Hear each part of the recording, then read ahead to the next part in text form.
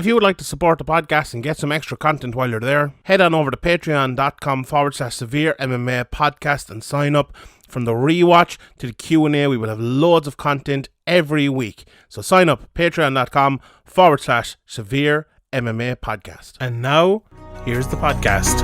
Welcome everybody. It's episode 416 of the Severe MMA podcast. My name is Sean Sheehan and I am joined today, as always, by the Virgil van Dijk of Irish MMA Media, Graeme McDonnell. He wasn't as good as he once was. And we're talking about a lot of stuff in the world of Irish MMA and MMA beyond even this week, because we have UFC over on ABC. We had Bellator. We probably have something going on next week that I haven't even looked at. We have loads of Irish MMA news and stuff to talk about as well. Before we get into all of that, let us tell you about our two beautiful sponsors. And first one is Manscaped. And you know what? Summer is on the way, and Manscaped are here to ensure that your body is ready for the wild with their game-changing full body grooming and hygiene products. If you go to manscaped.com, you can get 20% off and free shipping with the code SevereMMA. Manscaped is dedicated to helping you increase your confidence and level up your full body grooming game with the Performance Package 4.0. In that package, we all know it, is the Lawnmower 4.0. It's brilliant. It's waterproof, cordless body trimmer with a ton of added extras in the Performance Package 4.0 as well. Liquid formulations. I got more of them. I think was it yesterday or before? I absolutely love them. I use them all the time. So make sure you go over there to manscaped.com and get them to the Crop Preserver is my favorite. The ball deodorant, the Crop Reviver ball toner as well. Absolutely brilliant. We have the Weed Whacker 2.0, which, like the Lawnmower 4.0, has the advanced skin safe technology, and you get two free gifts as well in the Performance Package. It's the Shed travel bag, which adds $39 in value, and the patented high performance reduced chafing Manscaped boxers, which are perfect for the summer. Add on to that, if you're wearing sandals this summer, Manscaped Shears 2.0 for your nails is absolutely brilliant as well. So have the right tools for your grooming, because that's absolutely essential. Doing yourself a favor and always use the right tools for the job. Get 20% off and free shipping at manscaped.com. That's 20% off and free shipping with the code SevereMMA at manscaped.com. Trim your testicles with the besticles. And then our friends over at Kildare Lab, they're absolutely brilliant. And we're in the month of May now. And I have something to propose for our listeners, because it's the new sponsor, Caldera Lab, and it's here to get your skin summer ready. We bring you nothing but summer readiness here on the Severe MMA podcast. 9 out of 10 men experience healthier and visibly improved skin with Caldera Labs, which give you the tools to keep your skin fresh and confident as the weather heats up. At Caldera Lab, you can use the code SevereMMA to get 20% off calderalab.com for 20% off of their best products. They create high-performance men's skincare products by combining pharmaceutical-grade science along with nature's purest and most potent ingredients. As you might age, you might notice fine lines. I definitely did. I was out drinking on Friday and I definitely noticed the old fine lines, wrinkles and signs of aging. But with Caldera Lab, we can help. We can help with that. They have the regimen bundle, which is all you need. The clean slates in that, the base layer, the good. Clean slates to start your day. The base layer is for the nutrient-dense fortifying moisturizer that helps you your skin absorb fast, leaving you in a matte finish. And the good is your go-to at night. It's clinically proven multifunctional serum that helps your skin look tighter and smoother as well. So if you want to take your skin get to the next level as well, the Icon is really good for the 3 most common signs of skin concerns around the eye: the fine lines, dark circles, and puffiness. Committed transparency and sustainability as well as excellence, Caldera Lab is on a mission to make men's skin even better. Clean ingredients, do right by their customers, and do right by the planet we live in as well. So get 20% off with our code SevereMMA at calderalab.com. That's 20% off at calderalab.com by using the code SevereMMA. Take your skincare to the next level this summer with Caldera Lab. All right, Graeme, Do you know what? We don't do it often here in the SevereMMA podcast, but we have a little bit of breaking news to start off the podcast today. We'll get into the UFC and Bellator and all of that as well, but we have a fight to break, and the fight that we're breaking just to start off the podcast is Ireland's Brian Moore. He will be returning this summer, or summer or autumn, I suppose, in September at Bellator Dublin, and he is going to be fighting Otto Rodriguez. Brian's back up to 145, fighting Otto Rodriguez in his Bellator debut. He's 13-1.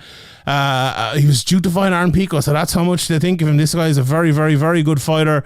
Lots of finishes and all of that. So a big test for Brian Moore, I suppose. Maybe, the name again. We'll talk about that in a minute, but here we go. Do you want to hear from the man himself? Here is Brian Moore, who's given us a quick note here about the fight itself. So I'm throwing over to Brian right now. So firstly, really excited to be back at featherweight. I've always enjoyed my time competing at 145. So to go back, a few years later when I'm able to train full time, where I've improved an awful lot in all areas, it's exciting me. And what makes it more exciting is the opponent that I've got. Otto Rodriguez is 13-1. He's on a very long win streak. And when I snap that win streak in September, it's going to turn a lot of heads, and it's going to put me right in the mix with the top featherweights. So yeah, man, I'm buzzing for Dublin in September 23rd. No, there you go. So breaking news to start off the SevereMMA podcast, and looking forward to seeing Brian back in there in September. Right, Graeme, we talk obviously a lot more about that fight and a lot more of the Bellator Dublin fights as we go. But to start off today's podcast, I think we have to start off with the main man, Ian Garry. What a performance by him over in where was it? Charlotte, North Carolina, I think it was. We talked about it last week about being a step up. I know Ian even sent me a voice message saying, this is not a step up. What are you talking about? And we were kind of saying, oh, if he loses, I'm never going to lose. And you know what? He was dead fucking right. Some performance, Graeme, wasn't it? What a win for Ian. Yeah, it was a brilliant performance. He looked so comfortable in there. Maybe in his first couple of UFC fights, he did look a bit, more uncomfortable than we were used to seeing him in his kind of run up in Cage Warriors and things like that. So he definitely seems to be more at home in the UFC now, and you could really see that he was in his flow straight away. And there was only going to be one winner. You could see straight away that he was just going to be too fast, too long, too smart, have too many shots. And he, I was expecting a bit more from Daniel Rodriguez. I was expecting him to cause more problems for Ian, but Ian just didn't allow him anything and punished him whenever he tried to make anything happen. And he said you said there that he said it wasn't a step up, but it was. Even if he was going to. In his mind, he was going to go and beat Daniel Rodriguez in spectacular fashion like he did. When you're fighting a top 15 guy and kind of putting yourself in the top 15 picture, and the talk of fighting the likes of Neil Magny, who he called out, that's definitely a step up. And, for a step up, he looked like he belonged there, and looked like he'd been there for years. And, he's 12-0 now. He's still young, but he looks like he's ready. And he called out Neil Magny, as I mentioned there. And I think that actually makes a lot of sense, and will be a good test, a winnable test, and would really show where he's at. And if he wins that, and he wins that in spectacular fashion like he did here, then you can't hold him back anymore. He's ready to go against the very top guys. 100%, without a shadow of a doubt. And I'm glad you said that there about a step up, because there was no doubt about the fact that it was a step up, but a step up from his last opponents. That doesn't mean that he isn't able for the step up, or he won't step over. And by God, was he ready for it, and he showed that. So, Ian is actually, he was better against a better opponent, if that makes sense. And that is a real good sign. A really, really, really good sign. Sometimes we can get carried away with Irish fighters and all like that, but when they show you signs like this, when any fighter shows you a sign like this and they can blow away an opponent in the fashion he did, God almighty, that's a ridiculously good sign. What a performance by him. Because it wasn't just, okay, he landed a big shot, Rodriguez went down and he finished him off. There was a lot that came before that. My biggest criticism of the last fight wasn't Ian Garry getting hit with a big shot. It was him being maybe too passive in that first round before he got hit with it. He was actually better after it because he attacked a little bit, and he went from this fight from the very start. It wasn't that he was going out there all out attacking, but there was no passiveness at all from him. Everything he could do right, he did right. There was one brilliant sequence where Rodriguez was coming in with a big hook, and Ian just like dropped his head down under it. Landed a shot first, dropped his head down under it, and then came up with another one, or kind of just stepped away and got out the way. It was so silky, so smooth from the very start against an opponent who was very good. I think it was the comfort that straight away, like, you know, because even very experienced guys at the very, like, UFC veterans at the very start of fights, there is a bit of a feeling out period, and sometimes it can be a bit tentative, and it takes a while for people to get into its flow. But yeah, Ian was straight into his flow, and you know, I think Rodriguez was kind of taken aback by you know, how good Ian was. He was probably expecting to go in there and kind of, you know, shut this guy up and end the hype and all that stuff that, like, you know, these guys like to say when they're fighting an undefeated guy who has a lot of belief in himself. And I think he was a bit shocked with what was going on. And you know, the comfort level is something that, you know, you can kind of ease yourself into it and learn it a little bit. But I think it's one of them things that maybe you either have or you don't. And it's a really good sign when you can kind of, under pressure in the biggest fight of your life, be so comfortable so quickly in the fight and just, you know, let your game go in such a smooth manner. Yeah, it was so good. Like, I talked to Rhys McKee last week, and we've always talked about his comfort level and his calm, and you know, it was a similar thing here, but I think it's a little bit different. I think Rhys is kind of naturally like that, and I think Ian is like that through, like, preparation. Like, some people, and now Rhys is very good preparation, and without preparation he wouldn't be able to do it, but you get me, like, there's some people in there and they could go in and they could be calm and get fucking destroyed, if you get what I mean, like, or be confident and get destroyed. But to go in there and like have that level, but do you know what a big part of it I think was as well? The very first battle for the jab, he won it handily, right? He absolutely, like, I'd say within 5 seconds maybe, or maybe it's a little bit longer, you know, these things get elongated sometimes, but he just jabbed, and like, not just jabbed them. I think Dominic Cruz said it in the commentary, and God almighty, don't get me started in commentary, we'll do that later on. He absolutely, like, rocked his head back. It wasn't, you know, that they call him it's not a significant strike on the stats. By God, was that jab a significant strike? Absolutely rocked his head back. And from that second, Rodriguez was on the back foot, not necessarily physically on the back foot, but on the back foot in the fight. He knew he came in here against the guy who's going to attack his strong point. When you're a southpaw, it's usually maybe a little bit of an advantage for you, because, you know, not most people are orthodox, and it's different. But for Ian, it opened up that head kick the whole time, and obviously, which was in the beginning and the end of the fight. It opened up a few of the lower kicks as well, and he set it up well. As he said in the post fight, he didn't need to throw it immediately. He didn't need to throw it as a finishing shot immediately, but when the opportunity arose, he was able to do it. But like, every part of the fight, you could actually go down, and, you know, we're literally recording this moments after the main event, so we haven't had a chance to go back and watch it yet. But I'd say I will before the Q&A, when I go back and watch it. I think there's going to be so many things that you can pick out, like good things that Ian Garry did differently. Myself and Harry did a podcast the other day, it's coming out this Thursday, I think, about variation in MMA. And now, this fight didn't go too long. It only went, how long did it go? Just 3 seconds, less than 3 minutes. And there wasn't any ground work or anything that, apart from the last few seconds. But like, the fact that I talked there about, he threw a high kick. He threw body shots. He got the head down to get out the way of a hook. He threw inside leg kicks. He threw kicks to the body. There's a lot of variation in a very quick space of time. There was a lot there to get through, Graeme, wasn't there? And it was all very impressive. Yeah, absolutely.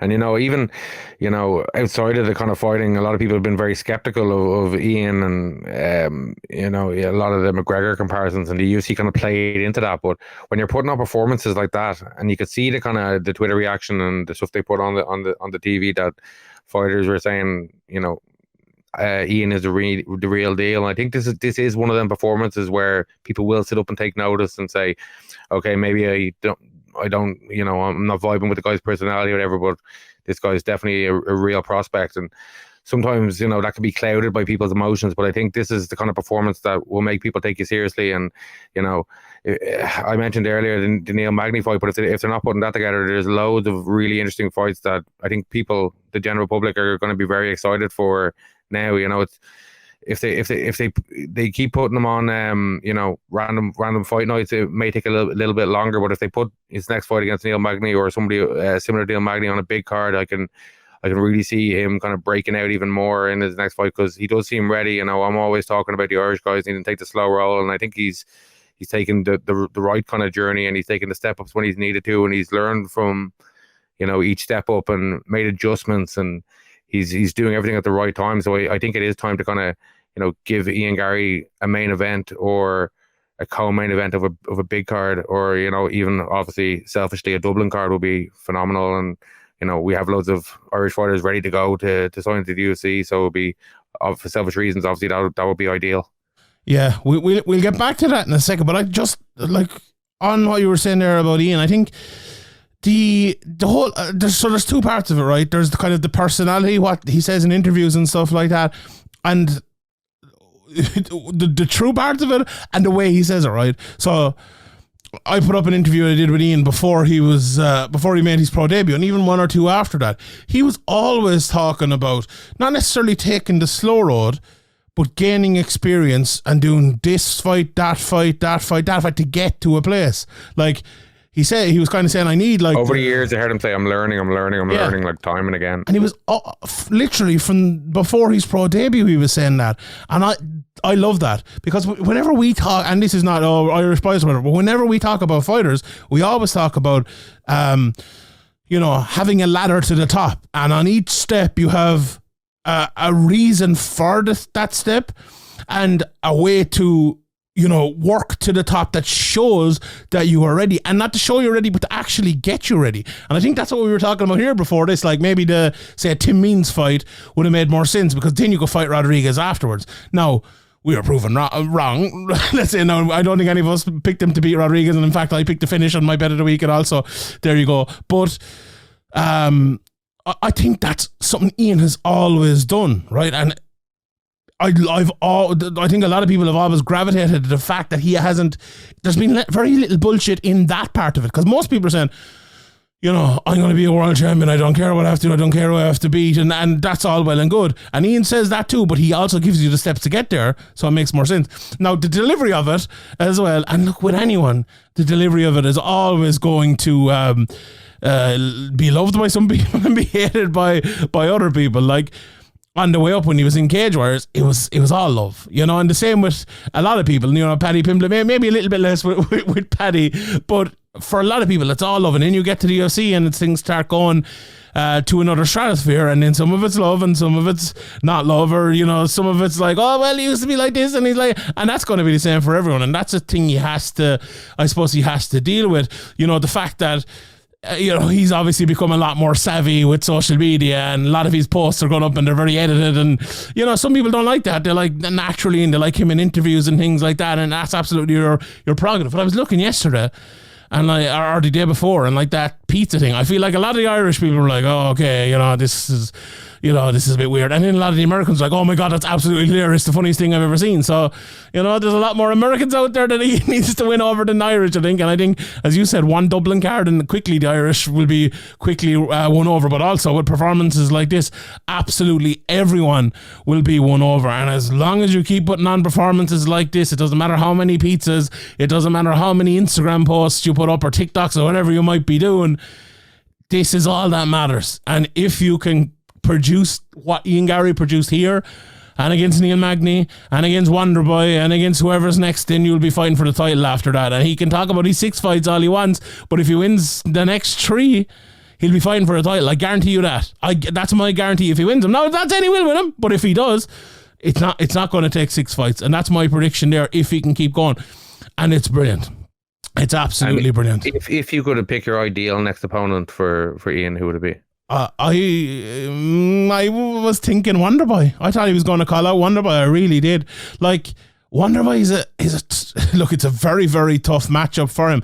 Neil Magny's a very tough matchup for anyone as well. I'm not saying, like, I'd probably pick Ian to beat both of them. No, I'm not going to get into my old wonder boy, but you know what I mean? It's tough after seeing that performance to not pick him. But like, open up the welterweight rankings here and just looking, like, I remember being asked this question maybe after his last fight and given like, where does he go, you know, in 3 fights? And obviously I would given Rodriguez the second one. And I think the one after that I was looking at was the likes of, say, like a Jeff Neal or a Michael Chiesa. Michael Chiesa is number 12 now.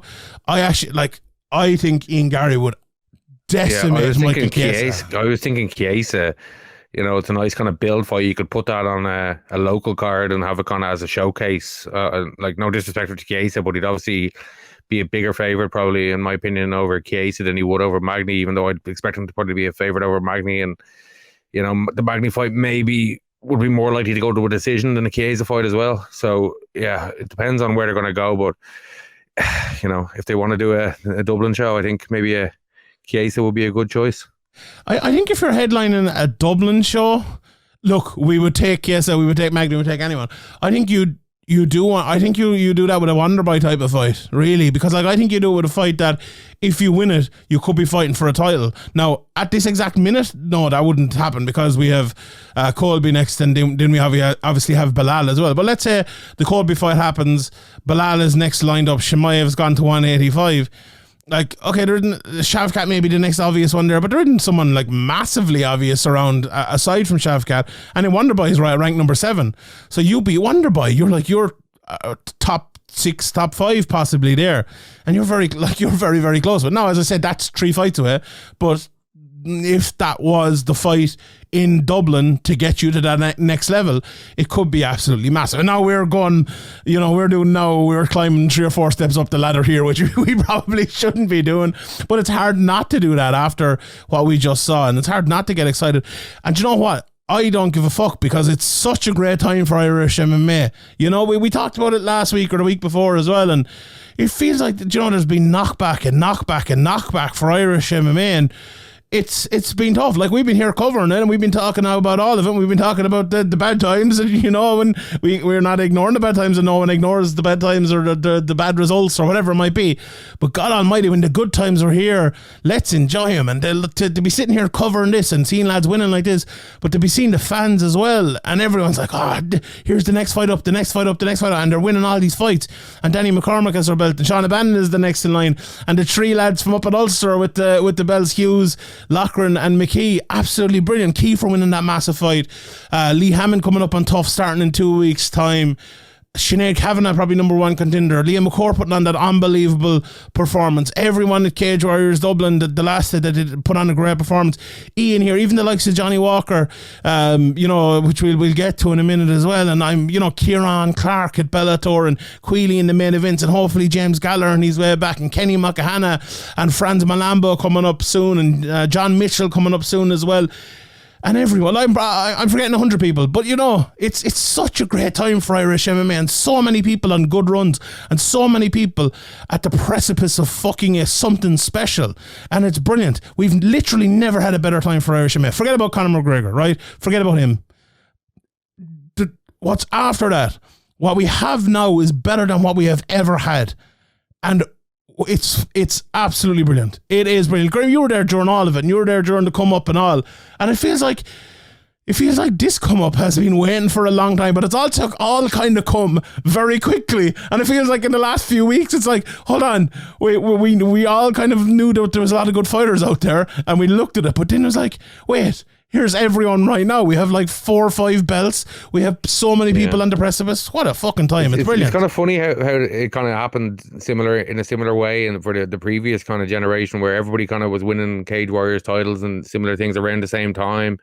And it seemed like everybody was kind of nearly ready at the same time. And it's happening again, even to an even larger extent in terms of the pool of fighters who are looking, like, you know, Caelan Loughran, for example, you know, he's Cage Warriors champion, and he came out of absolutely nowhere in terms of the pro ranks. Like a few years ago, we wouldn't even be mentioning him, and now he's a Cage Warriors champion, and you're looking at how he'd match up against UFC guys, and you're thinking, you know, if he's improving the way he does, this guy's the limit. And, you know, and there's also guys that have been around for years that have been itching to go, that, you know, for circumstances out of their hands with COVID and not that many events being on for other reasons before that and things like that. They're raring to go and they're getting their chances now, as you mentioned, and everybody seems to be, grabbing the chances with both their chances with both hands. And I was mentioning Ian Garry getting a kind of headlining a UFC fight night, and if they were to do it in Dublin, it would make a lot of sense to sign a lot of these guys. And I think, if COVID hadn't happened and that planned Dublin show had gone ahead, a few of these guys probably would have been signed, but maybe it would have been just a little bit too early. And I think that the timing is better now, or better in the next 6-12 months if the UFC were to come back. I think everything's worked out really nicely. 100%. And like, even, Reese was supposed to get signed, and he got signed not too long after, and it was too early. And now, I was talking to him last week, and he even said that, and it does feel like he's ready now. Like, if Paul Hughes is 100% ready, like Kiefer is ready, Lee Hammond obviously ain't tough. Like, Kellen, maybe he needs one more fight, but god damn it, he looked fucking ready last week to me. And Ian Garry's definitely fucking ready anyway. But God almighty, it's such an exciting time. It's such an exciting time. And do you know what it feels like, right? Before there's like a chance these people could get there, and hopefully, maybe Conor will be able to drag him up with him or whatever. But now it feels like they all deserve it. Like, there's none of the people I mentioned there who haven't actually earned it. Like, you don't beat Cowboy Oliveira like Kiefer does and not deserve it. You don't get to Cage Warriors Championships like the three lads and not deserve it. You don't win the Invicta Championship like Danny McCormack and not deserve it. Like, that's 6 people there, enough 5 people plus Lee Hammond, who will hopefully be there as well. Like, all who are like, this is not just me thinking, or you thinking, or whoever thinking they should get there. This is like, they're ready, they're there, they're knocking on the door. If someone needs a fighter right now, they should be one of the number 1 people on planet Earth getting in there. And that's so exciting. It's so exciting. And Jesus, it's great. And Ian Garry, like, he's leading the way. He talked about it after the last fight. He's like, the takeover part 2 and on. And Jesus Christ, it might very well be. It might very. And I just hope the UFC have the foresight to actually see it. Because I said, it's funny, myself and Ian O'Neill have a podcast coming out over in Sherdog this week, talking about like the European scene and the way it's going and getting signed and all. And sometimes we have that thought, like, are the UFC actually going to see this, and are they going to sign these lads, and do they realise what's going on here? But they have to. It feels like they have to now at this stage. If they have any bit of foresight, any bit of smarts with them at all, they will bring these lads in, and they will do not like it's going to be tough for them to do an Ireland show, I believe, because it's, even though the rumours are kind of swirling again, we'll see how that works out. But sign them anyway, and you'll get people to travel. You'll get a massive fan base behind you, and that's what every promotion needs. And why would the UFC turn that down? I don't know, but God almighty, what a great time. And another Irish trend fighter as well on this card, Graeme, Johnny Walker, who, a lot of people were giving out about the fight. It wasn't the greatest fight in the world, but my God, was it a good performance? I think what people are kind of disappointed is that Johnny Walker, I kind of felt like at times he could have done more to finish the fight and just played it safe. But, that's the tactic that he's been trying to work to play it safe, to not be this wild man. And when he was being that wild man for a few seconds, he actually did get taken down, and kind of the momentum of the near finish that he had kind of dwindled out and gave Anthony Smith the chance to recuperate. So, it is a double-edged sword when you do go for it, but I do know where they're coming from, and especially in the second round, he did seem to kind of take a lot of the round off or slow the round down, and he did have Smith badly hurt in the first round, and when he did let his offense go, Smith didn't really have any answers for it. So I could see where people maybe wanted a little bit more from Johnny Walker, considering, the highlights that we saw from him when he first came into the UFC. But playing it safe and beating guys like Anthony Smith and putting yourself in a position where you're in title talk again is what he wants, and job done. And he didn't take much damage, and Anthony Smith is a dangerous guy, so you can understand it both ways. But I can understand where the frustration is coming from, maybe especially from that second round. Yeah, I thought like it was one of those performances from Johnny Walker that he has given over the last few fights, and that is, I suppose, a detailed, more tactical fight than we would have seen from Johnny Walker before. And, as a massive Michel Pereira stan, I can understand why people are a little bit disappointed in that. But I think for Johnny Walker, he needed this. And you would be a fool not to give himself and, John Kavanagh and the SPG guys and Packy Collins in his corner a lot of credit for the run he's put on at the moment. And now, as you said, he could be right up there towards maybe not number one contender, but not far away from it. He jumped out of the cage, he went after the champion. I thought it was a good performance. It was the first time I've seen him fight like this, where he actually took a few shots, but he could have taken a lot more if Smith was better, if you get me. But that's a good sign as well. I always remember, and to do an SPG example here, but McGregor versus Alvarez fight.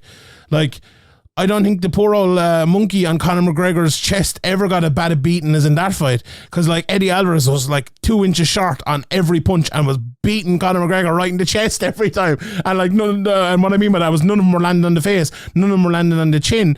And it was the same with this in this fight, except it was the shoulder blade of Johnny Walker. Every single time Smith threw, it was on the shoulder blade. Now, a better fighter, he might have got a couple of them through, or he might have been a second earlier, and it was a lot of it was Johnny kind of reaching or Johnny moving, and that can be by design too. We know the whole shoulder defense and all, but now it was a little bit different to that. But I thought it was a good performance. He picked him off. He threw a gargantuan amount of kicks by the time the fight almost came to an end. It could have been stopped. Johnny could have upped the pace a little bit towards the end. No, I'm kind of glad he didn't, because my flyer of the week was plus 600 Johnny Walker to win by decision. So it worked out absolutely well for me. So that's 2 weeks in a row I've got plus 600. I didn't actually bet in it, but I picked it out as my bet of the week. So it was great for me. But yeah, it wasn't a classic of a fight by any means, don't get me wrong, but it was a very good performance from Johnny Walker against a potentially dangerous opponent in Anthony Smith, and I suppose he moves on and he goes to the next level, and it's we can take that as a win too for Irish MMA, because let's say if they did put on a show back in Ireland, Johnny Walker, he was a great goalie back in Ian Walker, he was a great goalie, lovely hair, didn't he? It'll be probably Johnny Walker and Ian Garry in co-main event, main event, and main event. I think is the most likelihood there, I would say. And you know what? That'd actually be a really good card, to be honest, if you just had the two of them. And then Paul Hughes, Reece McKee, Caelan Loughran, Kiefer Crosby, Lee Hammond, Danny McCormack, whoever else it might be, Sean O'Bannon maybe, and a few more. It'd be absolutely fantastic with a few more fights thrown in. So let's hope for that one. Let's absolutely hope for that one. But where do you think Johnny goes after this? Because there isn't much wiggle room there in that division after this, because I'm looking at him here, he's ranked number 7, Smith's ranked number 5, so he's probably going to be ranked number 5, possibly 4 by the time the rankings come out on Wednesday. All you have above that is Rakic, Blachowicz, Ankalaev, Prochazka, and the champion Jamal Hill. It looks like it's not going to be Prochazka. I think Ariel reported the other day he's still injured. Ankalaev and Blachowicz are both coming off of the draw. Rakic, I think he's still out injured. He's probably due to come back soon, but I don't think he's going to come straight back into a title fight. Johnny Walker's next in line then, and I know Johnny Walker has lost and got knocked out by Jamal Hill, so that obviously works against him.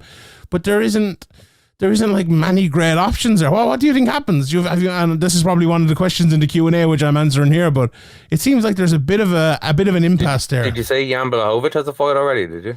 He drew with Ankalaev, didn't he? Let's see. Let me just click on it here. See anything coming up. It's hard to keep a track of all this. That fight. Yeah, no, I don't know why they kind of haven't done that again, I suppose. Let's see, has Ankalaev anything lined up here? No, I don't think so. So, yeah, it's... which you wouldn't mind seeing? Blachowicz against Hill, is it? Or Blachowicz against Walker? Walker against Blachowicz, or even Walker against Ankalaev. I think,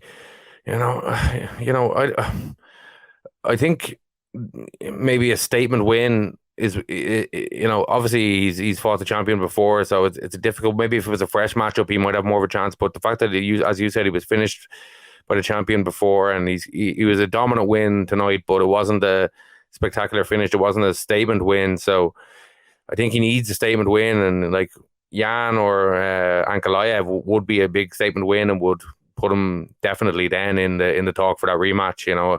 When you've lost to the champion, I think you do need to do a little bit more. Yeah, that's a fair shout. He's 3 in a row now. Kutalaba, Craig, and Smith, unanimous decision, and a knockout and a submission. So you'd never know what way the cookie crumbles. I think Jamal Hill though. You get Jan versus Walker. You get the Brazilian Irish community, the Polish Irish community. Yeah. You got the Irish, Dublin. That'd be a pretty big fight. Love it. Let's do it. Why not?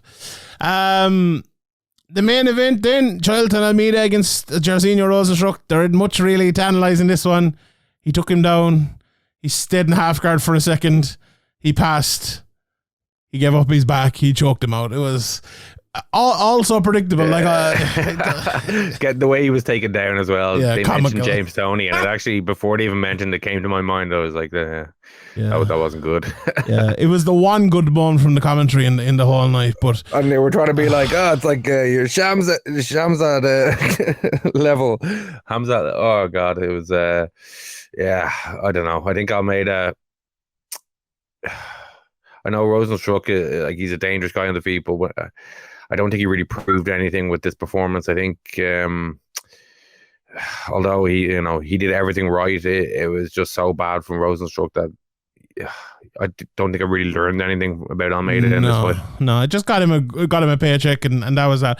Like, it actually says a lot about the UFC's heavyweight division that someone like Rosenstruck can be found in this position. Like, he's so bad. But to be fair, he came out and he tried to punch Almeida at the very start to knock him out. Didn't work. Well, what else was he going to do? That was it. But fair play to him. A lot of lads wouldn't do that. I'm like, he literally fought to the best of his ability for 3 seconds at the start of the fight. And I was like, look, sorry, Jersey. Before getting nearly ankle picked and put on the floor. Oh, God. It was, oh my God, it was bad. It was bad. Yeah, James Toney, from this and Cron Gracie last week, this wasn't quite as bad as Cron Gracie. Now, don't get me wrong, but yeah, it was pretty bad to see this as a UFC level fight or a UFC level fighter. But having said that, Rosenstruck has beaten some good guys, and if you stand up with him, he's a brilliant fighter. But when you're fighting someone the level of Jailton Almeida and how well he can wrestle, that deficiency is going to be shown up in a way that is impossible to get away from for the rest of your career. Because anyone, and we've all known this before about Rosenstruck, but anyone who tries to fight Rosenstruck now is just going to try to do what Almeida did. Because it wasn't like, Almeida is a great wrestler, but it wasn't like he went in with any great massive setup or anything. He fucking went straight across, double-legged him in the middle of the cage and took him down. It was, 2004 level kind of stuff, not 2023 coming on to 2024 stuff. So, look, Almeida goes forwards. He called out Tai Tuivasa. He loves calling out lads with no wrestling. He'll be calling out Cyril Gagnon next, I think, and he'll probably be fighting for a title. I'd be surprised if those two fights don't happen and he does fight for a title. Jailton against John Jones down the line is mouth-watering to me, because that's a fucking... Oh, that's a fight we can all get excited about. But are you as high on Jailton as I am? I think he's very good. About getting excited about John Jones, I'm definitely not there yet. I think he has a lot to prove still. The way John Jones has gone through, a half motivated John Jones, is I think at this stage too much for him. But he's still developing. He's still kind of proving himself. He's still got questions that need to be answered. But potentially, I suppose. But I wouldn't be on the same level of excitement of thinking about John Jones just yet. It's official. Jailton Almeida will beat John Jones. You're hearing it here from me. You heard it here first. The 13th of May, probably the 14th of May by the time this podcast comes out. 2022. We'll say. I can see John Jones being very unmotivated if he's forced to fight this way. He's good. Right, we'll run through the rest of the cards. Carlos Ulberg knocked out Igor Poteria, and this was completely overshadowed by Dominic Cruz just being the most unprofessional commentator I think I've ever seen. It was absolutely ridiculous. Ulberg went in there, landed a good shot. Poteria was obviously in trouble. He was landing a load of shots on him. The referee was looking at it, landing a good few shots. He stood up and Poteria didn't get back away. The referee went in and stopped it. He was, Keith Peterson was giving Poirier all his chance. And then Dominic Cruz, before it was even stopped, in the middle of Wahlberg landing shots, he was roaring, oh, what's he doing? This idiot. He didn't say idiot, but oh my God. Just imagine you're Carlos Ulberg watching this back, right? And you're thinking, I'm going to go back now onto UFC Fight Pass here. I'm going to watch my fight. I'm going to sit down with my family, my coaches. Sure, imagine you were every fighter going back to watch your fight. You'd have to mute it no matter. And then you're Dominic Cruz just talking about a fight he had 4 years ago or something.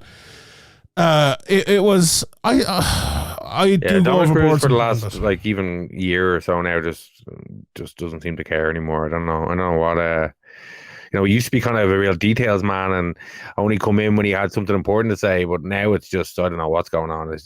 He's like giving up or something. I don't know what's going on. Yeah, and Cormier was probably the weird thing about this was Cruz was worse than Cormier. That's how bad he was, and Cormier. I used to Cruz actually used to be very good. He used to be my favorite, but I don't know what's happened now. I don't know what's going on. No, it's just it's weird. You see a lad sometimes. Even that video that came out of him talk about judging the other day, just absolute complete nonsense. And you're thinking, if this lad can speak so calmly and assuredly about something that is completely incorrect, then what's he talking about the rest of the time? What was he saying about? If somebody cuts you, you got to cut them back. That's how the scoring works. He said that in the middle of the fight. Yeah, but the other day he was like, you have to draw blood to win fights, and that's it. They're scoring on cuts, and and he was like, did you know a cut is worth more than a takedown? He said to Brendan Schaub, and Schaub was like, what are you talking about? How can that be true? And Cruz was saying it so assuredly. It was ridiculous stuff. It was lads sitting in a pub. Well, a cut probably is usually more than a takedown, but rightly so. Yeah, well, obviously, that's what I'm saying. It's entry level start of the understanding, and he was talking as if this was him discovering the next series of prime numbers or something. It was absolutely ridiculous. It was absolutely and utterly ridiculous. And oh my God, he's awful. And I've complained about it enough. I haven't complained about do you know what? I haven't fucking complained about it enough because I kind of stopped giving out about the commentary. But it's so when are we going to be rescued from this shit? It's so unbelievably bad. You've some great people. John Anik is great. John Gooden is very good. It's a pity Dan Hardy's gone because he was the best of them all.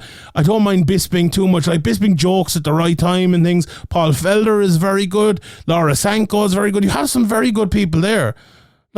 Just use them, find some new people and get rid of this rubbish.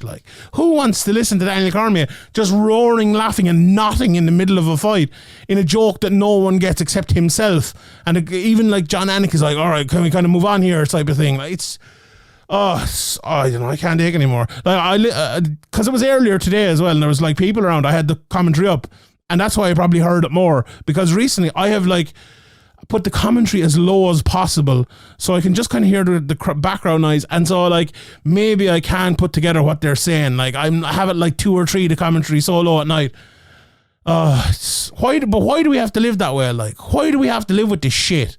It's just so annoying. Anyway, we'll move on. Would you ever stop moaning? Would you? I am moaning. Yeah, but I haven't moaned about it enough. I needed no moan. I got that out now. I won't moan again for the next couple of weeks about it. So until next Sunday. Alex Morono, Tim Means caught him in an old guillotine after a bit of a spin. I thought this was very interesting. He caught him in the guillotine. I was he's never going to guillotine him from there, because Means kind of had his Morono's left leg was stuck inside and Means was holding it there, but Morono did a great job of getting the left leg out, put it over the back of him, the 2 legs, and ended up getting the guillotine. It was good stuff there and a good win for him.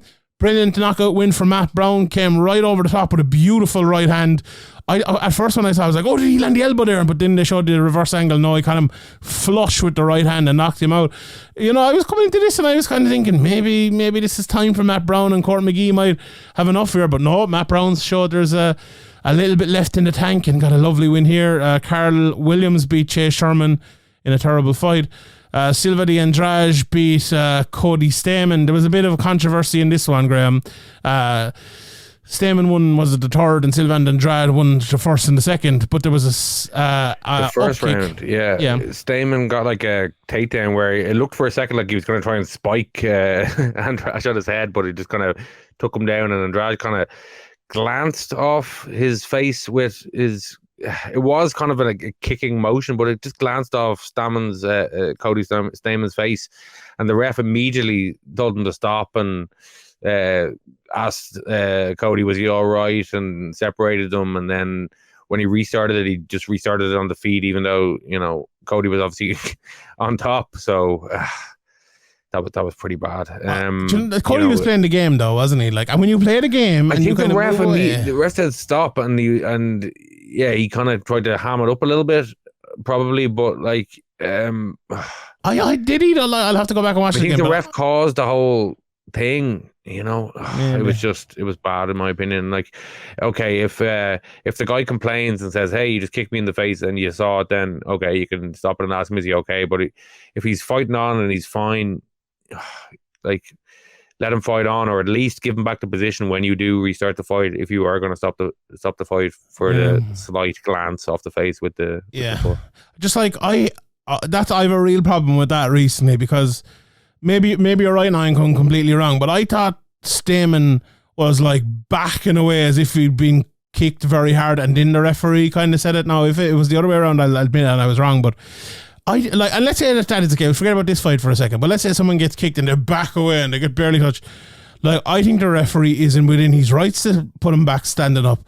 Like, if you ham it up like that, if it's only a little bit of a grazing foul or barely touch, like, I think if you play that game and you jump out of position, then you should, like, you don't deserve to have the position back. That's my opinion on it. Like, so we've gone mad about fouls. One thing in this fight though that maybe played into it, maybe the fight before, Stamann was going to had him in a position where he was going to kind of spike him on his head, but then didn't and got the takedown, and maybe he thought that the ref was going to penalize him for spiking motion on the takedown, and he was kind of getting up to protest and kind of untangling himself. And you know, I just think I think the ref is at fault here. Like I know when guys, like, you know, stick on neck braces and pretend they've been hit by a car when they get glanced with a illegal kick in the fight they're losing or whatever.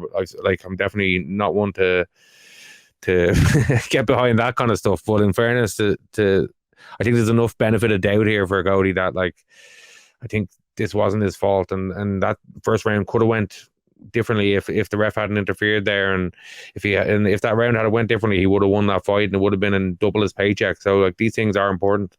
I thought it was weird. I think the fight before that probably played into it as well, because we had a technical split decision here, and, like, I don't really want to get into the points being taken away sort of stuff. Yeah, I was going to say, what is the rule? Do you know what the rule is on the 2 points and then stopping? I don't know. It's a bit of an unusual situation. So there was a point taken away at the start of the third round for, what was it, an illegal knee or whatever, right?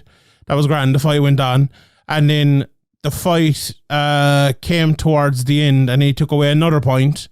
Oh, okay. Well, the fight is same. Okay, there was another illegal knee. Oh no, let's just forget about what I just said. After the end of the second round, there was a knee thrown after the bell or whatever, and then the referee took away the point for it at the start of the third round, right? So that's grand. That's 1 point taken away. And then there was an illegal knee 1 minute 55 seconds into the third round that Mandy Baum couldn't continue after, so the fight went to a technical decision. Now, I was talking to an official about this, and they gave me some advice, and it's good advice, because I think the referee was given the same advice, to be honest. If the fight goes to a DQ there, you can forget about taking away points, right? Because it doesn't matter. You can take away 1,000 points and it's a DQ, you lost by DQ. You know, you could take away 1,000 points, you get submitted, the fight's over, you know, it doesn't count. But if the fight's going to, if you deem it unintentional illegal knee, the fight is going to a decision. So if you view the knee has done enough damage to warrant a point being taken away, you should take away a point, because it'll count, because the fight's going to a decision. Does that make sense? Yeah, makes perfect sense. Yeah. So that's exactly what he did. Now, the problem there was, I think the referee had that explained to him afterwards. They're like, are you going to take away a point for that knee? Was it bad enough? Did it cause enough damage? Because we're going to a decision here and that's going to count. And then the referee was like, oh yeah, I am, yeah. But then it was like 2 minutes later. The referee actually has the right to do that, I believe. So he went back in and did it. But by that time, the cards had been put into the machine, the cards had been written up, and they had to be rewritten because he decided to take another point away. So instead of it being, what would it be? Let's say 29-27 with the point that was already taken away, it was going to be 29-26 or whatever it ended up being, right? So that the cards had to be like completely put back in again for the third round at least anyway, and then new cards had to be printed out, or just the additional point had to be taken away, and then the cards had to come out again. So I hopefully that makes sense. Hopefully I explained that well, but it does make sense. Like, I would disagree with a lot of what happened in that fight, but what happened at the end with the point being taken away, if the referee deemed that a point should be taken away, he was right to take it away. If he deemed it was a DQ, then it should have been a DQ and you forget about the point. But I think there's a weird thing here, we've talked about it, this grey area between a disqualification, an illegal knee, and win not points should be taken, because it's just intent is so hard to judge. But I suppose, well, sometimes it can be obvious. Okay, some guy does it in anger or something. We've seen that before, but usually the intent of it is, you'd have to assume that in a close fight that they didn't do it on purpose because they know the repercussions, but it is hard to know. But also the intent, whether there was a rush of blood to the head, we see things like that, Luke Shaw last week for Man United, just last minute puts his hand in the air for no reason and handballs it, just madness, but he did it it wasn't unintentional. It was like a moment of madness or whatever. So it's very hard to. But even so that's great. But that's for the DQ point, right?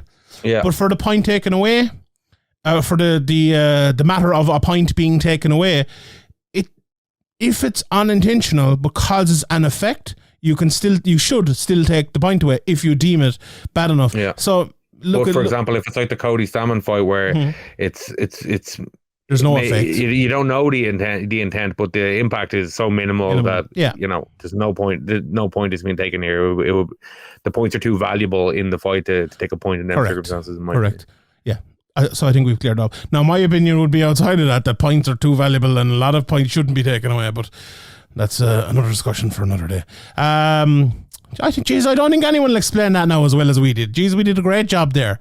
Pats in the back all around for the two of us. Brian Battle did a better job than Gabe Green running into punches anyway. He did. He threw a few. I could do that. Sign me up. 13 seconds. 14 seconds. Sorry. Yeah, sign you up. Can you make 170? You probably could you? If I chop off this leg. Yeah. No, how's the leg? How's the leg going actually? After you had the surgery, didn't you? Yeah, I had the surgery there last on Monday, so still in the early stages, doing the early rehab exercises. Torn ACL, is it? Completely torn? Yeah. Got the surgery, so it's still very swollen, so it's awkward to get a good sleep and stuff like that, but got to battle through. These things happen sometimes in football. It was a Jordan Pickford who did it, yeah. Man United's Jordan Pickford. Yeah, it wasn't even any contact, but Jesus, I don't know. I don't know what happened. It just unlucky. These things happen. But yeah, Brian Battle. Great knockout though, Brian Battle. Fair play to him. Absolutely brilliant. He called out Ian Garry. Don't think that one will be happening, but maybe D-Rod. Maybe that fight would make sense. So let's see that. And then Tiniara Lisboa. She actually looked pretty good. She beat Jessica Rose Clark. Ended up submitting her in the third round. So good stuff there from her. Just before we finish on this, do you think there's a chance that Ian Garry might go with, for Ian Garry, it might go with somebody, maybe, an Alex Morono kind of guy, somebody on the verge of the top 15 or just after breaking into the top 15 himself, and kind of take it a little bit, not rush him in, even though he did look very ready. If Ian's talking about 6 fights, then they'll have to because you're probably not going to get 6 opponents in a row who are ranked type of thing. If you're on your way to it, but and both guys can turn around quick. Same card, same schedule. Don't think anybody took too much damage that's going to keep them out. You never know with training camps and things like that. But assuming both of them are fit, the timing lines up. UFC historically kind of like to do that kind of thing, and like Neil Magny, you know, you could fight him in 6-7 months' time and have a Morono fight in the meantime if he wanted. Yeah, I could see it happening, but if he has that ranking number by his name come Wednesday, Morono might as well, though. You know, he might have a ranking number beside his name now. I don't think so. Who's in the rankings? Let me just look here. So it is Rodriguez is 15 at the moment. Pereira's 14. Jack Della Maddalena is 13. I don't think any of them are going anywhere, you know. So yeah, no, I don't think he probably will. But like that fight actually would make sense. But like that fight would have made more sense. Like say the Dirty Bird fight or whatever it might have been before you got to Rodriguez, or let's say you never fought Rodriguez, but you fought Chiesa or someone. It would have made sense then. Does it make like it probably does still make sense now? But I think they see when guys get to the rankings, the UFC matchmaking is very simplistic. Like they will give, they'll do 14 against 15, or they'll do 13 against 15, or they'll do 10 against 8, or whatever it might be. You know, that's true. So, and maybe if he had went out there and won an impressive decision over Rodriguez, it would have been a case of looking more kind of at that level of top 20, top 25. Of the fact that he went out and looked so impressive and so dominant that they're looking up the rankings rather than looking at other guys who are breaking into the top 15 along with Ian, who will likely be ranked, I think, now on Monday when the rankings come out after beating the number 15. Indeed. Yeah, I'm interested. It'll be interesting because he did call Neil Magny. They've kind of given him a lot of what he has called for recently. So let's see how the cookie crumbles, and hopefully we'll know. Geez, we're nearly an hour into the podcast already, Graeme. We better get going. Before we get to Bellator, let's talk just briefly about this PFL drug testing insanity. 9 PFL fighters, apparently, is it 9? I think it's 9, have failed drugs tests, are on the schedule this week for Nevada. One of them is Ireland's own Will Fleury, who was obviously on it. Now, we're still at the stage, I suppose, where we have to see what they say in Nevada, and we'll see what the bans are, what the, maybe, a lot of people get the second test done and all. And obviously it's going to be a big story for us I think Will is the first Irish fighter to fail a test, if he has failed a test and if it goes through and all of that. And we'll talk about that next week and in the coming weeks as well again. But for the PFL, it's mad. It destroys their tournament, really. Will, his opponent, a couple other guys in the division, Thiago Santos, it really, it's a big blow for PFL and their kind of plans. But I suppose these things happen sometimes in MMA. You could say, but obviously we got to wait and see what happens. There's a lot of people failing at the same time, and kind of unprecedented situation. And I think the hearing is Wednesday, I believe. So we'll probably know more after that, or with these meetings, maybe it'll be pushed to another one. These kind of they're not really courts; they're more like kangaroo courts, especially in Nevada with the members that ask the questions there. So it could drag on, or we could have all the information on Wednesday. But I think Will and all the other guys are probably looking at at least 9 months of a ban, and that would obviously take Will out of the tournament and out of the Dublin show that PFL are planning also. So yeah, I don't know what PFL are going to do. If they're going to, obviously they're going to wait and see what happens before they make any decisions, but they could be looking at cutting people, or I think I saw on social media that usually in the past, PFL have had a pretty strict on cutting anybody who failed. So yeah, that's not looking good. But obviously, it's hard to speak on things while it's still kind of up in the air before the hearings actually happened and before the information's kind of they've been suspended temporarily, kind of pending this. But a lot of people as well, if they decide, well, I'm not accepting the suspensions, they can go on. They have their day in the kangaroo court or whatever, or maybe fucking months in the court trying to get themselves cleared, or say it's a tainted substance or whatever it might be. Now we'll see all of them individually. You'll have to we see how that goes. Like Nick Diaz kind of put up a pretty good case, and they were like, yeah, don't care, 5 years. And then Palomar was like, I think a life ban is more appropriate. And then they made 5 years sound reasonable. So these guys, you never know what's going to happen with these guys. So I think it is better wait and see. Yeah, and I don't think the PFL will be going back to Nevada again. I'd say they'll be going back to Florida next year. But yeah, look, it'll be interesting. As I said, it's for all the fighters to see what they do. But for obviously Will Fleury, as we're concerned about the Irish fighters, it'll be interesting to see, how that goes. And I suppose when the hearing comes out and we, maybe we'll have a statement or whatever it might be, or maybe an interview or whatever, we'll obviously talk about it then and see what way that goes. But what was it the great prophet Nate Diaz said?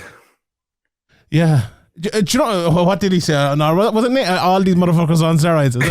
But did you see the funny thing I think was, like, my initial reaction when I heard fucking 9 people had failed was like, geez, there must be something wrong with the testing. There must be something gone wrong here. And then I saw other people going, yeah, 9 people failed, but they probably didn't catch half of the lads that were actually on drugs. It's just like, yeah, that's actually probably a more accurate initial thought than my thinking. So, like, but I think only 9. Only 9. I think if this had happened a few years ago, people would have been up in arms and been like, oh my God, the drug, the drug situation in MMA is absolutely insane. I just feel like this USADA thing has been so detrimental to people caring about drug failures in MMA that it's gone completely the other way. What is even going on with USADA in the UFC? Who knows? Ever since back like near the time where Nate Diaz came out and said, they told me to shut up and just we'll deal with this after the fight. And the Vitor Belfort thing and the John Jones. Are they just doing that with everybody where they're just like, don't worry about it, mate, we'll sort it out behind the scenes? Or is nobody failing? I don't know. No one has failed. Like, 1 or 2 people have failed since the pandemic. Like, it's like, where did all these drug test failures go? Like, if 9 lads are failing in PFL in fucking 3 events, why is there no one failing in the UFC? And I know now they stopped announcing them as well, so maybe there is people failing all over the place in the UFC, but this cloak and dagger behind the scenes thing is really fucking weird. And it was like, it's pretty clear, I think, now to people who've been paying attention that it was kind of to quote legitimize the sport to sell the company. I think that's been 100%. 100%, yeah. And yeah, I don't know. We can all have our own opinions about it, but I think the opinion that should you be on steroids, should you be taking drugs or whatever is, we probably all agree. Yeah, probably, no, probably not. But also, like, is the way they're going about it the right way? I would say definitely not. And that's a big problem. But look, we'll be having discussion. I feel more over the next few weeks. So we'll park it there for a while and we'll talk about it again. Let's talk about Bellator, Graeme. I got absolutely shit-faced on Friday and missed this, but I went back and I watched most of the fights. I went through the top 3 fights there today, and by Jesus, that was a long hour and a half that I sat down watching those 3 fights. 3 decisions, 13 rounds, 3 very similar fights, I would say. You could all put them all. Well, the Lima fight and the Edwards fight very similar. The premise one a little bit different, but I felt like for Edwards and Lima, we both said last week, and I said in my preview, if they can both like up the output a little bit more, they'll become a different type of fighter. And I feel like they both did that, and it's the reason why both of them won. Now, let's talk about Edwards and Mousasi first. I think there was 2 things that were true here. I think Fabian looked a damn sight better than he's looked ever before. I think he looked great, and I think his ability to throw shots and let the hands go when needed was way better than it has been recently, when that has been making his fights close. So massive credit to Fabian Edwards. And I took Gegard Mousasi. I thought he looked absolutely and utterly shot to bits. What way did you see it? Am I going a bit too far on Mousasi, or what do you think? Yeah, I think Fabian, as you said, as we kind of hoped as well in previewing this, that he kind of let his game go a bit more, let his hands go, mixed it up a bit more, and wasn't trigger shy and threw his feints. And once he'd landed a few times on Mousasi was biting on them fakes and biting on those feints, and Fabian just grew into the fight as it went on. I think his confidence grew as he went on, and Mousasi, I don't know if it's heart in maybe it's a case of his heart isn't quite as in it as it used to be, or it's just it's a bigger fight for Fabian than it is for Gegard. Gegard's been here for so many years. Like ever since I've been following this sport, nearly, I don't remember a time where Gegard Mousasi wasn't fighting. So yeah, he's been around a long time. So you can understand maybe if he's not motivated. So maybe it's a case of that, or maybe it is a case of he's just finished. He's, what was that, his 60th fight? That's a lot of fights, MMA fights, and all over the world, a lot of years against, a lot of good guys, and maybe his time has gone. I don't think he's completely shot. I think he can beat a lot of guys still, but at the very top level, yeah, I think maybe a mixture of the game passing him by a little bit and not being quite as motivated as maybe he used to be, even though, he kind of no-sell everything throughout the years. But I think a lot of credit has to go to Fabian, but yeah, I can see maybe definitely wasn't Mousasi's best performance, but Mousasi has been inconsistent as well, so I wouldn't be all that surprised if he comes back looking strong in his next fight.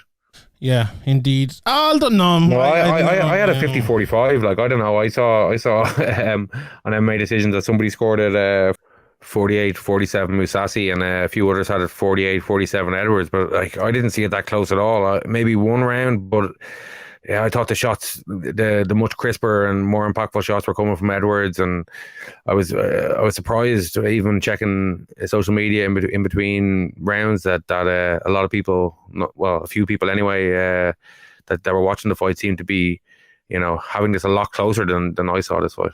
Yeah, as I was watching it, I just started kind of forwarding through it, to be honest, because I was like, this is kind of only going one way. It's 3 rounds in. I was like, yeah, I think Edwards is up 3 rounds here.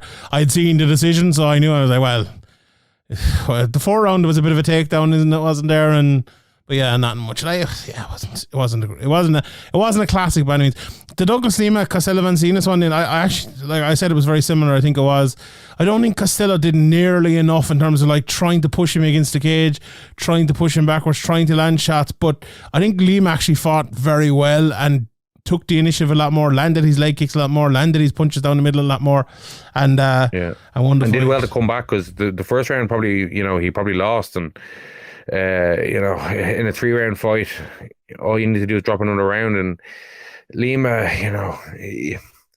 he's a tough one with Lima. He has a lot of talent, but sometimes it's just, I don't know what's going on. I don't know if it's an inconsistency thing or a dedication thing or a mindset thing or something. But yeah, like, I don't know. I think it's kind of a bit of a wasted career nearly if he doesn't pull his back together. But that's a very important win there. He lost 4 on the bounce, and yeah, maybe he can make another run. But yeah, I don't know what went wrong there, but I had a lot more kind of hope for his potential than maybe has come to fruition. He achieved a lot.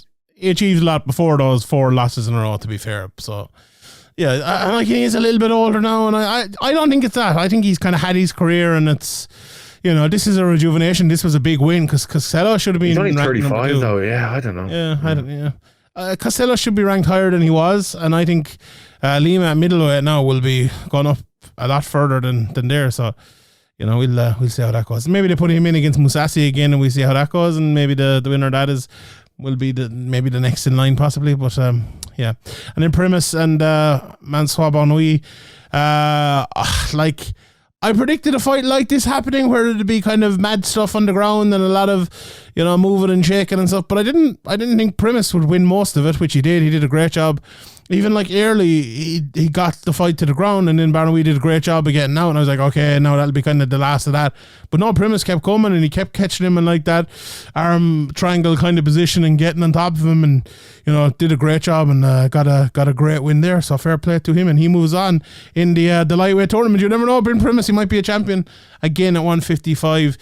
Aside from that, Thibaut Guti got a great knockout over Kane Musa. I picked Kane going into that, so I was wrong on that one. Keelholt's got a win. Luca Piccolo beat Oliver Inkamp for SPG Ireland, so great weekend for SPG Ireland. Assel Ajouge as well won for what did Assel look like, Graeme? Was it a good performance? Yeah, he looked really good in the first 2 rounds, especially the 3rd round. He went for a takedown himself and kind of got into a bad position and ended up on his back. It looked a bit It didn't look great in that moment, but you know, he'd already won the first 2 rounds. He'd landed some really nice kicks, and including a spinning back kick to the head. I don't know exactly my spinning kick names, but yeah, he looked really good on the feet, and he looked confident in his all round game. But he did make that mistake and end up on his back, and you know, maybe as he kind of goes up, he might be forced to pay more for a mistake like that. But in this fight, he already had the 2 rounds in the bag. But you know, these are learning fights, and he got the victory. He looked really good. He added to the highlight reel, and you know, he'll have things to go back and work on, and hopefully won't make a mistake like that again. And yeah, I still have a lot of you know, expectations for him, especially having seen his striking. You know, he looks very, very dangerous, and you know, it's early days for the grappling side of his game compared to his kickboxing game. But you know, these are the kind of fights that you need. These are the kind of experiences that you need, and you need to build up. And you know, I think he's on the right path, and he got a win that he can go back on and work on. And you know, I think it was a good learning fight for Asael. Indeed. Yves Landu got a win. This new guy coming through, Kamadov, he looks very, very good here. Got a rear naked choke win in the 3rd round. Diabata got a win there. Did I say Tim Wilde? Tim Wilde looked very good against Chris Gonzalez, so a good win for him, and there was some other fights there as well. Tim Wilde is always kind of flying under the radar, isn't he? He's always kind of like... He's in a great run now. Yeah, he's always kind of just on a random place on these cards, but he's getting wins. You know, obviously he lost by his Bellator debut against Brent Primus, but since then, you know, he's been winning, and he's been winning consistently. And you know, there's a couple of close decisions in there, and there's a draw in there, but win over Saul Rogers, win over Chris Gonzalez, you know, they're good wins. So be interesting to see what Bellator do with him next. Hopefully they kind of don't put him in the middle of a random card again. I think he deserves a big fight, like a Peter Queally fight. Maybe, yeah, that's what I mean. Like, you know, he's kind of getting the Brian Moore treatment, where he's just kind of thrown on prelim against a random guy in a random card. Yeah, we might have another bit of that for Brian Moore this time, as we announced at the start of the podcast. You can join the club with Brett Johns and Brett Brian Johns, Moore. Brian Moore, Tim Wilde. The Wild Boys, we'll call them. Yeah, the outcasts. The outcasts. Did you see fucking poor old... Why won't you just fucking lose, club? we want to cut you, club. Is that it? What was Lose, damn it. What was it in The Simpsons? What was the club? No Bart. No homers. No homers. No homers. Yeah, no homers. And they have one homer. Yeah, the one homer. Who's their one homer? Who's Bellator's one homer? Oh fuck. Might be Peter Queally. Is it? Is Peter Queally their one homer? I think he might be. We'll leave it at that. Anyway, speaking of Bellator, well, there's 2 more things to say about Bellator, and we'll go in. Fabian Edwards is fighting Johnny Eblen, confirmed. I think I broke the news, to be honest, on Twitter, half drunk before they even said it on the thing. But he is fighting in the main event in Bellator Dublin, if Bellator still exists then. So that's, you know, it's a great main event. Will it be a great fight? I'm not so sure, but I'll take it. I'll take a middleweight championship match with arguably the best middleweight in the world in the main event against one of the best up-and-comers. We were kind of talking about it in the group there. I think if Fabian can, you know, stuff a couple early takedowns and keep it on the feet, it should be a very interesting fight, and it could be a very entertaining fight. But if he can't, it could be a long night of wrestling. But, you know, Fabian's kind of looking like he's getting closer to fulfilling his potential that we've talked about for years, ever since he was an amateur. And you know, big win over Mousasi there, impressive performance, confidence high. Yeah, like, to be honest, I like this fight. Yeah, I like it as well. No complaining about Bellator, apart from what a fucking shit show Bellator were at the weekend with no complaining about Bellator, but what a shit show. What were they doing? So, like, let's be honest here. Everyone in Ireland who watches Bellator watches it via VPN to Canada. Like, well, there's no point even lying about it. Nah, do you not download the Virgin Media something app? So we can't get Virgin Media on my part. Do you Virgin Media broadband? Yeah, I actually do, but I know like a lot of people in Ireland actually, it's not possible. Give me your fucking sign in, will you? So you can actually get it. Don't be trying to rope me into your illegal activities. Why didn't you tell me this? So do you have Virgin Media Sports? Like, can you watch it? Yeah, we actually only got it recently. For fuck's sake. Thrown in as part of the phone deal or something. So you've nothing to complain. So like, I can't get. I had to download the app. Like, yeah, I had to download the app this time to get it going, and got it going just about in time for Asail's fight. Yeah. So the prelims weren't even on YouTube here. Like, I literally, I wasn't watching them, but I couldn't watch them on YouTube. Like, you had to, I think you had to get a VPN to Mexico or somewhere to get the prelims. You couldn't get the main card anywhere, but the main card, to be fair now, was on television here, Virgin Media too. So that's grand. If it was always on that, we'd never give out. But poor old Canadians, they had to pay 20 quid to watch this fucking Bellator card, and now they'll have to pay 20 quid again for the next. Well, maybe it'll be changed by the next one, hopefully. But the stream was buffering all over. I got a pass for the stream. It was ridiculous. Yeah. So bad. Wasn't there? I saw people with stream problems and stuff like that. Like, yeah, I don't know. It's just people are trying to support your product, and you're just making it difficult. Even the posters they put out, they don't mention Virgin Media More Plus, whatever it's called. Yeah. This new app. You know what I mean? On the go or whatever it's called. I don't know what it's called, but nobody uses that app in Ireland. Like, I've never even heard of that app until Bellator. No. Like, that's not a popular thing. You know what I mean? If people are looking to throw on to watch a fighter they've heard of, they're not going to go to this extra effort. They want to be able to pull up a YouTube stream or stick it on the TV, or you need to make the accessibility easy. Like, Canada obviously is a big territory. You might be able to try and get some kind of decent TV deal there, but in Ireland, there's not that many people. Like, really, the people that are trying to watch your show, and the same people who go to your shows, the Bellator shows, when they come to Dublin, those same people that are clued in, that are interested in the thing, are messaging us on Twitter. People like Tommy Martin, who are fighters, or don't know where to watch the show. And if you pay really close attention and you follow everything Bellator have on their press releases or on their Twitter or on their website, the information is probably there in the fine print somewhere. But when you're putting out posters and there's no mention of it, and it's just, these people are trying to watch the show, trying to support these fighters, but it's been made just a little bit extra difficult than it should be, or that is just. And it's not logical. Even that, right? They're actually literally making it impossible. Right, because if you think about it, for some people who in some parts of the country you can't get Virgin, and you can't. No, you can't. You can't have this. But like, even like if you have Air Broadband in Dublin, you can't get it. It's absolutely ridiculous, and we all understand. Look, we have to pay for things and all, but when you can't even pay for it, it's just ridiculous. And I've told them this, and I said it to them again at the weekend, and like, they assured me it's going to be changed and they want to change it. But like, how many times have I got those assurances before in the past? And then it changed for the good sometimes. And look, last night, at 9 p.m, no one in Ireland would complain because it was on Virgin Media 2. We can all watch it. Perfect. Right? No one would complain. But like, I feel for the people in Canada. Like, what, as you said, right? Let's say Peter Queally puts it up on his Instagram and goes, Asel Ajouj, this brilliant fighter is fighting tonight at Bellator Paris, watch it. How many people are following Peter Queally like that? And these are the people that only go, say, maybe to Bellator Dublin or whatever, and they're like, oh, we're sitting at home on a Friday, Bellator Paris, right? Where are they on YouTube? Let's go to YouTube. And they're not there.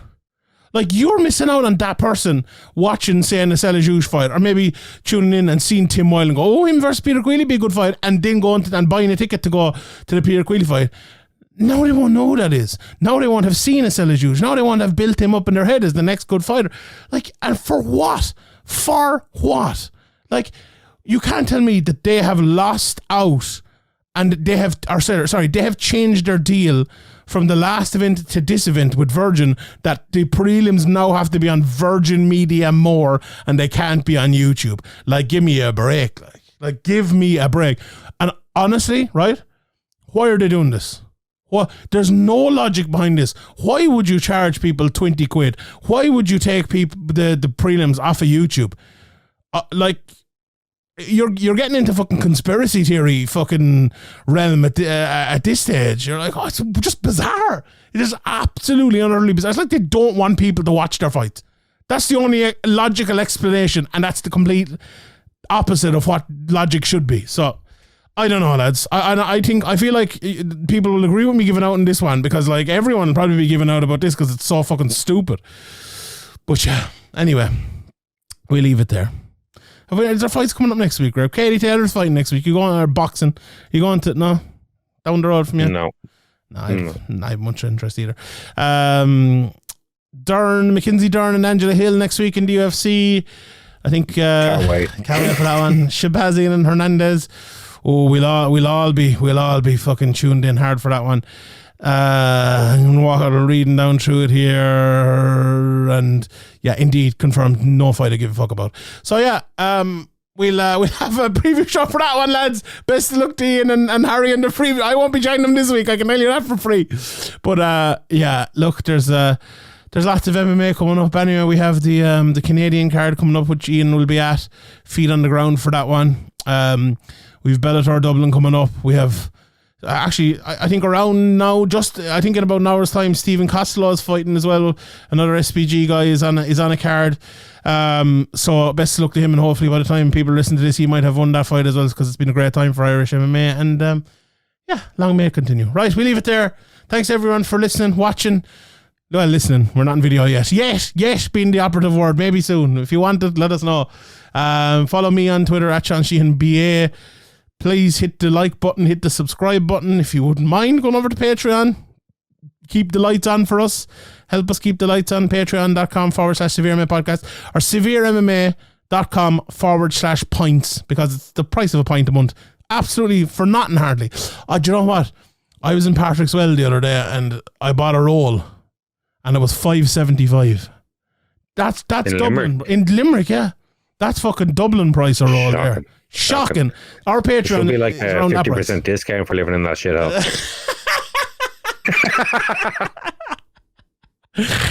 Go on. I was going to say something about soccer there, but I won't even start now. But see, the Eurovision was on in Liverpool. It must be great for you to have European visitors. You won't have them for a while. You won't have them for a while. We'll have a bunch of fucking European teams nobody's ever heard of. Ludogorets will be on next year, will they? Ludicrous Goretz, yeah. Sure, look, we leave it there. Right, Graeme, give us your quote for the week. And now my bitter hands cradle broken glass of what was everything. Is that an Eric Ten Hag quote? Fair play to put on Harry Maguire at the end there. In fairness, give me a heart attack. All right, go on, everyone. He got the handball in, but the ref didn't call it, so fair enough. Yeah, I thought it was. We'll see you all next week. Good luck. Bye.